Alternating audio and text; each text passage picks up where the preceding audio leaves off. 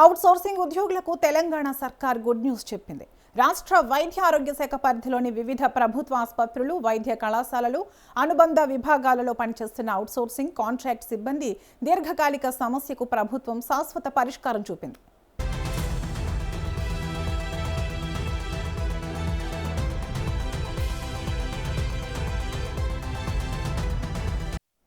క్షేత్రస్థాయిలో అత్యంత కీలకమైన శానిటేషన్, సెక్యూరిటీ, పేషెంట్ కేర్ విభాగాలలో విధులను నిర్వహిస్తున్న అవుట్ సోర్సింగ్ ఉద్యోగులకు ప్రతి నెల మొదటి తేదీనే వేతనాలు విడుదల చేయాలని ప్రభుత్వం నిర్ణయించింది.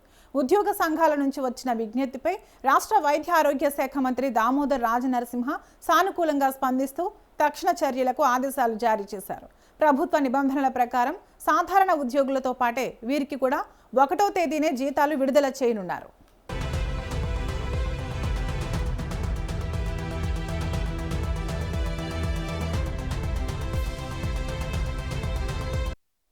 రాష్ట్రంలోని ప్రభుత్వ ఖజానా నుంచి జీతాలు పొందే రెగ్యులర్ ఉద్యోగులతో పాటు సమానంగా సేవలు అందిస్తున్న కాంట్రాక్ట్ అవుట్ సోర్సింగ్ సిబ్బంది అందరికీ ప్రతి నెల 1వ తేదీ నాడే వేతనాలు చెల్లించాలని ముఖ్యమంత్రి రేవంత్ రెడ్డి ఇటీవల స్పష్టమైన ఆదేశాలు జారీ చేశారు.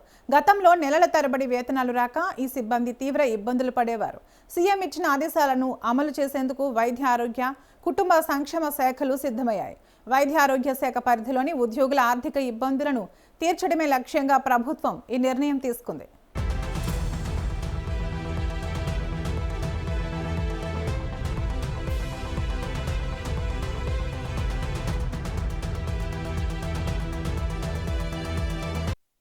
వివిధ ప్రైవేట్ ఏజెన్సీల ద్వారా ప్రభుత్వ ఆసుపత్రులలో విధుల్లో చేరిన అవుట్సోర్సింగ్ సిబ్బంది పడుతున్న ఆర్థిక ఇబ్బందులను, వారి ఆవేదనను మానవతా దృక్పథంతో అర్థం చేసుకున్నామని మంత్రి దామోదర్ రాజనరసింహ తెలిపారు.